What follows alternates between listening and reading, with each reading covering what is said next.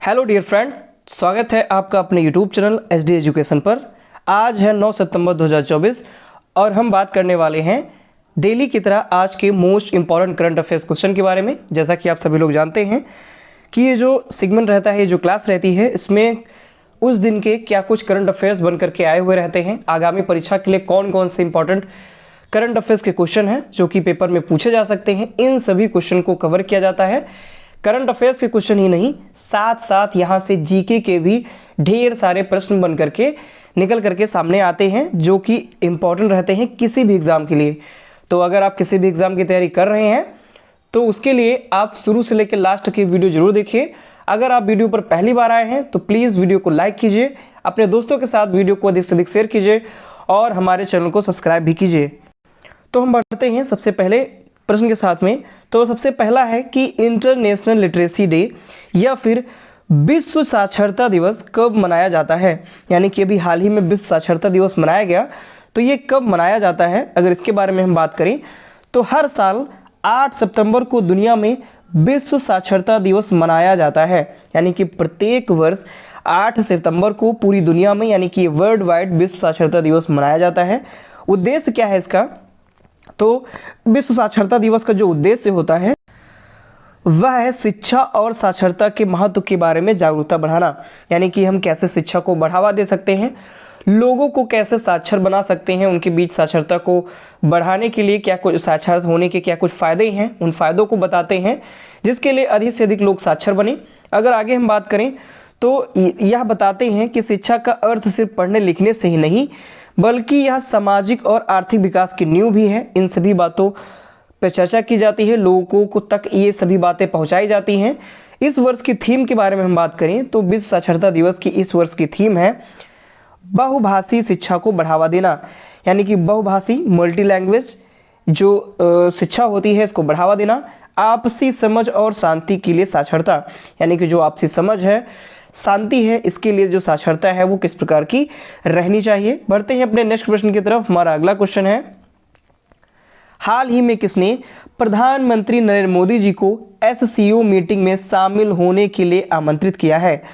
तो A option है Nepal, B option है ईरान, सी ऑप्शन है पाकिस्तान और डी ऑप्शन है भूटान। तो अभी हाल ही में न्यूज़ निकल करके सामने आई है कि इस बार का जो SCO है यानी कि संघाई कॉरपोरेशन जो ऑर्गेनाइजेशन है संघाई, इसकी मीटिंग पाकिस्तान में होने वाली है और पाकिस्तान ने प्रधानमंत्री मोदी जी को SCO मीटिंग में शामिल होने के लिए आमंत्रित किया है। आगे अगर हम बात करें डिटेल में तो पाकिस्तान ने प्रधानमंत्री नरेंद्र मोदी जी को अक्टूबर में होने वाले संघाई सहयोग संगठन से जुड़ी एक बैठक में शामिल होने के लिए आधिकारिक तौर पर आमंत्रित किया है, यानी कि उनको बुलाया है। SCO के council of heads of government, ये CHG की बैठक है। यानी कि SCO की जो CHG बैठक होती है, council of heads of government, इसकी जो बैठक है वो 15 से 16 अक्टूबर को इस्लामाबाद में होनी है और इसी को विजिट करने के लिए प्रधानमंत्री नरेंद्र मोदी जी को आमंत्रित किया गया है। तो अब देखना ये है मोदी जी वहाँ जाते हैं या नहीं जाते हैं, क्या कुछ खबर निकल करके आती है। जैसा भी कुछ होता है तो आपको इसके बारे में बताया जाएगा, कवर किया जाएगा अपने वीडियो के माध्यम से। आगे अगर हम बढ़ें तो अगला प्रश्न है हमारा, हाल ही में पंचायती राज मंत्रालय ने किसके साथ 5 दिवसीय प्रबंधन विकास कार्यक्रम आयोजित कर रहा है? यानी कि जो पंचायती राज मंत्रालय है वह किसके साथ 5 दिवसीय प्रबंधन विकास कार्यक्रम आयोजित कर रहा है? तो ए ऑप्शन है IIM अमृतसर, बी ऑप्शन है IIT दिल्ली, सी ऑप्शन है IIT कानपुर और डी ऑप्शन है IIT खड़गपुर। तो इस प्रश्न का सही जवाब ऑप्शन नंबर ए, यानी कि पंचायती राज मंत्रालय IIM अमृतसर के साथ मिल करके 5 दिवसीय प्रबंधन कार्यक्रम आयोजित कर रहा है। आगे अगर हम डिटेल में इसके बारे में हम चर्चा करें तो पंचायती राज मंत्रालय और IIM अमृतसर ने एक 5 दिवसीय प्रबंधन विकास कार्यक्रम आयोजित किया है। ये कार्यक्रम 2 से 6 सितंबर तक चला, यानी कि 2 से 6 सितंबर तक यह कार्यक्रम आयोजित किया गया। क्यों किया गया? तो यह जो पहल है ये स्थानीय शासन में सुधार और पंचायत सेवाओं को बढ़ाने पर केंद्रित थी। यानी कि ये जो कार्यक्रम आयोजित किया गया इसके मुख्य उद्देश्य क्या था कि जो स्थानीय शासन है, जो स्थानीय इकाइयाँ कार्य करती हैं शासन के तौर पर, और जो पंचायत सेवाएं होती हैं उनको किस प्रकार से बढ़ावा दिया जा सके, कैसे लोगों तक उनके बारे में अवेयरनेस फैलाई जा सके, इन सभी बातों पर ये जो बैठक थी या ये जो कार्यक्रम था ये इस पर ही केंद्रित था। कार्यक्रम ने एक विकसित भारत के दृष्टिकोण का समर्थन भी किया, और ये जो कार्यक्रम हुआ ये एक विकसित भारत का जो दृष्टिकोण है इसका समर्थन भी किया, क्योंकि भारत जो है धीरे धीरे विकास कर रहा है और अधिक डेवलपमेंट की ओर बढ़ रहा है। तो कार्यक्रम ने एक विकसित भारत के दृष्टिकोण का समर्थन भी किया। बढ़ेंगे अपने नेक्स्ट क्वेश्चन की तरफ। हमारा अगला क्वेश्चन है, हाल ही में किस मंत्रालय ने विश्वस्त ब्लॉकचेन टेक्नोलॉजी स्टैक लॉन्च किया है? तो ए ऑप्शन है रक्षा मंत्रालय, बी ऑप्शन है इलेक्ट्रॉनिक्स और सूचना प्रौद्योगिकी मंत्रालय, सी ऑप्शन है रेलवे मंत्रालय और डी ऑप्शन है इनमें से कोई नहीं। तो इस प्रश्न का सही जवाब ऑप्शन नंबर बी यानी कि इलेक्ट्रॉनिक्स और सूचना प्रौद्योगिकी मंत्रालय ने विश्वस्त ब्लॉकचेन टेक्नोलॉजी स्टैक को लॉन्च किया है। बात करें अगर हम, तो इलेक्ट्रॉनिक्स और सूचना प्रौद्योगिकी मंत्रालय ने ब्लॉकचेन एज ए सर्विस प्रदान करने के लिए विश्वसनीय ब्लॉकचेन टेक्नोलॉजी स्टैक लॉन्च किया। यह एक वितरित बुनियादी ढांचे पर बनाया गया है, यानी कि यह जो बनाया गया है तो यह एक वितरित बुनियादी ढांचे पर बनाया गया है जो विभिन्न अनुमति प्राप्त ब्लॉकचेन अनुप्रयोगों का समर्थन करने के लिए डिजाइन किया गया है। तो इस प्रकार से इलेक्ट्रॉनिक्स और सूचना प्रौद्योगिकी मंत्रालय ने ब्लॉकचेन एज ए सर्विस प्रदान करने के लिए विश्वसनीय ब्लॉकचेन टेक्नोलॉजी स्टैक लॉन्च किया है। बढ़ेंगे अपने नेक्स्ट प्रश्न की तरफ। हमारा अगला प्रश्न है, हाल ही में भारत की जो राष्ट्रपति हैं उन्होंने महाराष्ट्र के किस जिले में विश्व शांति बुद्ध विहार का उद्घाटन किया है? यानी कि अभी हाल ही में महाराष्ट्र के किस जिले में विश्व शांति बुद्ध विहार का उद्घाटन किया गया, जिसका उद्घाटन भारत के वर्तमान राष्ट्रपति हैं द्रौपदी मुर्मू जी, इन्होंने किया हुआ है। किसने किया? द्रौपदी मुर्मू जी ने किया हुआ है।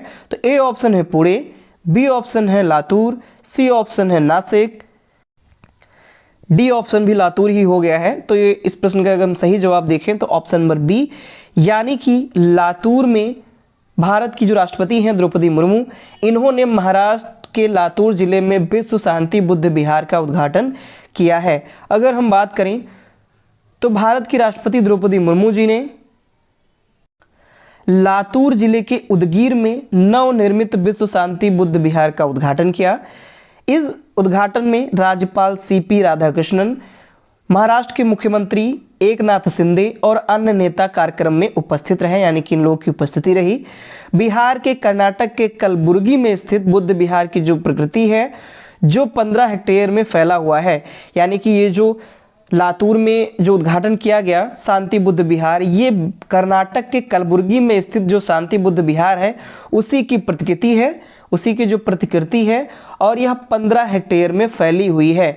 नेक्स्ट क्वेश्चन की तरफ बढ़ते हैं। किन राज्यों ने वित्त वर्ष 2024 में वास्तविक सकल राज्य घरेलू उत्पाद यानी कि ग्रॉस स्टेट डोमेस्टिक प्रोडक्ट यानी GSDP, gross state domestic product में सबसे अधिक वृद्धि दर्ज की है? यानी कि कौन सा ऐसा राज्य है जिसने वित्त वर्ष 2024 में वास्तविक सकल घरेलू उत्पाद में जीएसडीपी यानी कि ग्रॉस स्टेट डोमेस्टिक प्रोडक्ट यानी कि स्टेट का जो जीडीपी होती है उसमें सबसे अधिक वृद्धि किसने दर्ज की? तो ए ऑप्शन है राजस्थान, बी ऑप्शन है तमिलनाडु, सी ऑप्शन है तेलंगाना और डी ऑप्शन है इनमें से सभी।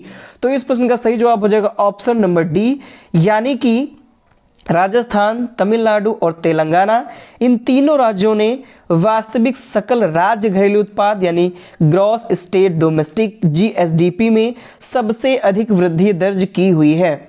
आगे अगर हम बात करें तो वित्त वर्ष 2024 में 10 सबसे बड़े राज्यों में से तेलंगाना, तमिलनाडु और राजस्थान ने वास्तविक सकल राज्य घरेलू उत्पाद में सबसे अधिक वृद्धि दर्ज की है। जीएसडीपी यानी कि ग्रॉस स्टेट डोमेस्टिक प्रोडक्ट एक वर्ष में राज्यों की सीमाओं के भीतर उत्पादित सभी वस्तुओं और सेवाओं के कुल मूल्य को मापता है। यहाँ पर हम डिफरेंट बता देते हैं। जो जीडीपी होती है ये पूरे देश से संबंधित होती है, यानी कि एक वर्ष में जो एक देश होता है वो सीमाओं के भीतर उत्पादित सभी वस्तुओं और सेवाओं के मूल्य को मापता है, और जबकि जो जीएसडीपी होता है वो एक वर्ष में राज्य की सीमाओं के भीतर उत्पादित सभी वस्तुओं और सेवाओं के कुल मूल्यों को मापता है। तो इस प्रकार से आप डिफरेंस समझ गए होंगे। जो जीडीपी होती है वो कंट्री लेवल पर होती है, देश से संबंधित होती है, और एक वर्ष में जो एक देश जितनी सीमाओं के भीतर उत्पादित सभी वस्तुओं और सेवाओं के कुल मूल्य को मापता है वो जीडीपी, और अगर एक वर्ष में जो राज्य की जो सीमाएं हैं उनके भीतर उत्पादित सभी वस्तुओं और सेवाओं के जो कुल मूल्य को मापता है वह जीएसडीपी यानी कि ग्रॉस स्टेट डोमेस्टिक प्रोडक्ट कहलाता है। आगे हम बात करें अगले क्वेश्चन की, तो कोन्याक जो हाल ही में खबरों में थे किस राज्य की सबसे बड़ी जनजाति है? इंपॉर्टेंट क्वेश्चन है। एक तो जीके के परिदृश्य से तो इंपॉर्टेंट है ही, करंट में इसका क्वेश्चन बनाया है इसीलिए करंट अफेयर्स के लिए भी इंपॉर्टेंट है, और जीके के लिए तो ये मोस्ट इंपॉर्टेंट क्वेश्चन है जीके के लिए, क्योंकि क्वेश्चन जनजातियों से संबंधित काफ़ी सारे पूछे जाते हैं, चाहे आप एसएससी की तैयारी कर रहे हो, रेलवे की तैयारी कर रहे हो या फिर यूपीएससी की तैयारी कर रहे हो, जनजाति से रिलेटेड क्वेश्चन जरूर पूछे जाते हैं। तो कोन्याक एक जनजाति है जो कि हाल ही में अभी खबरों में रही। तो यह किस राज्य की सबसे बड़ी जनजाति है? तो ए ऑप्शन है नागालैंड, बी ऑप्शन है मणिपुर, सी ऑप्शन है मिजोरम, और डी ऑप्शन है असम। तो इस प्रश्न का सही जवाब है ऑप्शन नंबर ए, यानी कि नागालैंड की सबसे बड़ी प्रजाति है, सबसे बड़ी जनजाति है कोन्याक। तो इस प्रश्न का सही जवाब हो जाएगा ऑप्शन नंबर ए, यानी कि नागालैंड की सबसे बड़ी जनजाति है कोन्याक, और अभी हाल ही में ये खबरों में थी। बात करें क्यों खबरों में थी, तो कोन्याक संघ ने नागालैंड सरकार से गूगल मैप्स पर नागालैंड के मून जिले और असम के चराई देव जिले के बीच सीमा रेखा त्रुटि को ठीक करने का अनुरोध किया है, और इसलिए यह जो कोन्याक जनजाति है यह अभी हाल ही में चर्चे में आई हुई है।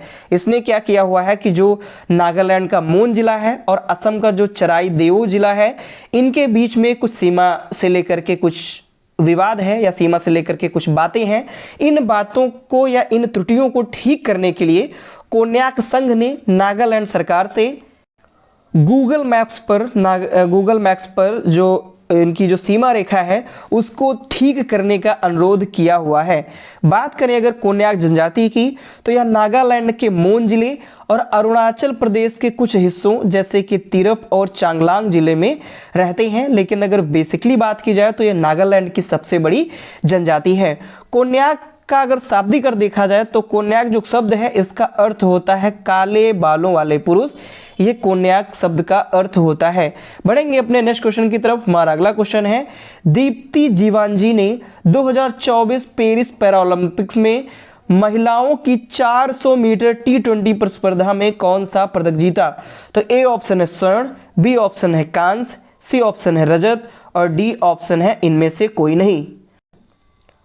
तो इस प्रश्न का सही जवाब हो जाएगा ऑप्शन नंबर बी, यानी कि दीप्ति जीवांजी ने 2024 पैरा ओलंपिक में महिलाओं की 400 मीटर की दौड़ की जो प्रतिस्पर्धा थी, इस प्रतिस्पर्धा में इन्होंने कांस्य पदक जीता हुआ है। आगे अगर हम बात करें तो भारत की दीप्ति जीवांजी ने पेरिस पैरा ओलंपिक 2024 में महिलाओं की 400 मीटर दौड़ में इन्होंने कांस्य पदक जीता।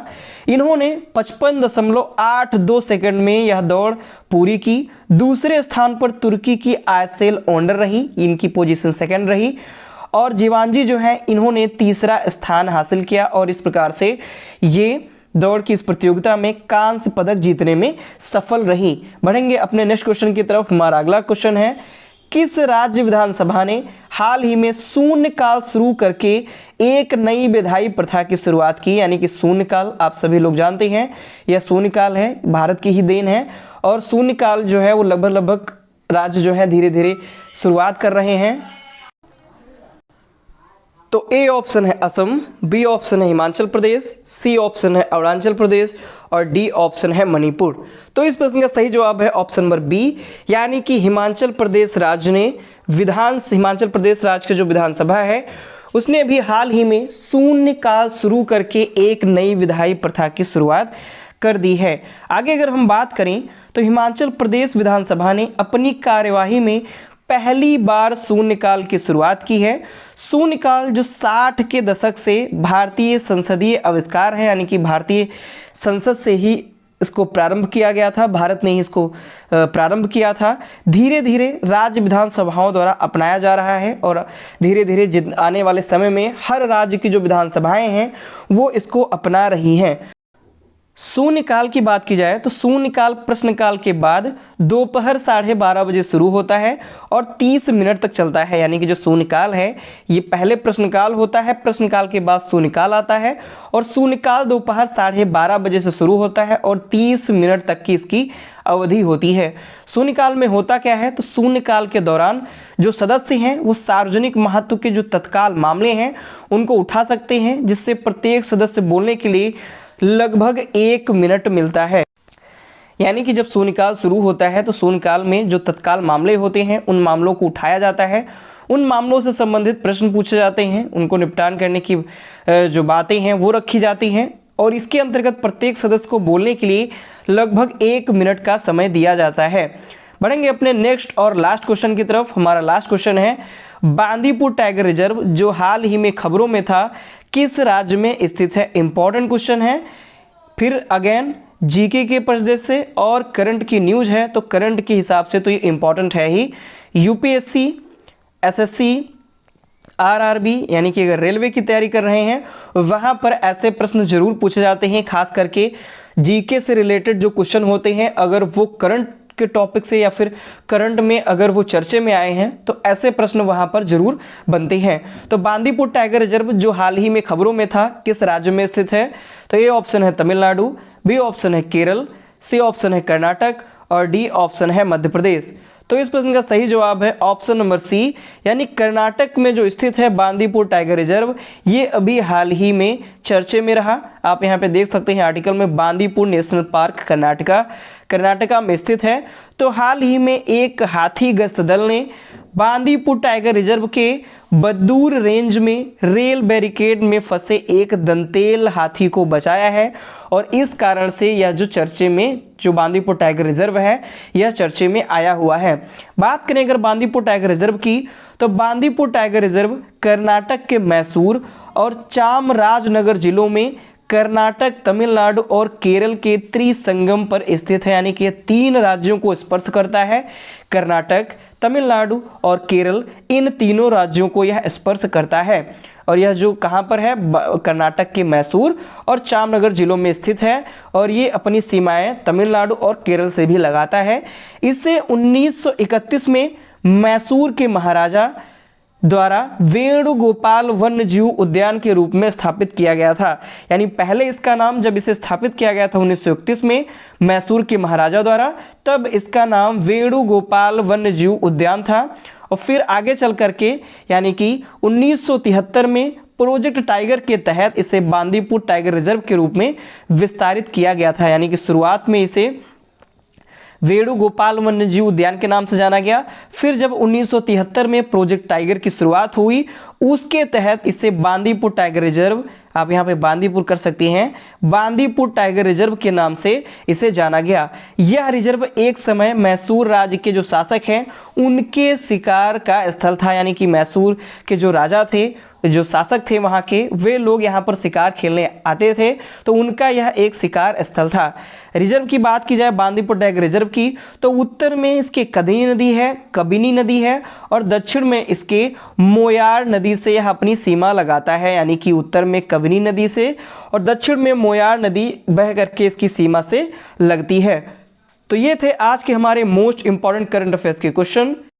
आज के क्वेश्चन काफ़ी ज़्यादा इंपॉर्टेंट है क्योंकि आज के करंट से तो क्वेश्चन है ही, प्लस साथ में यहाँ से जीके के ढेर सारे क्वेश्चन हैं। तो अगर आपको ये क्वेश्चन पसंद आते हैं, अगर आपको ये वीडियो पसंद आती है तो प्लीज़ वीडियो को लाइक करें, अपने दोस्तों के साथ वीडियो को अधिक से अधिक शेयर करें और हमारे चैनल को सब्सक्राइब भी करें। धन्यवाद।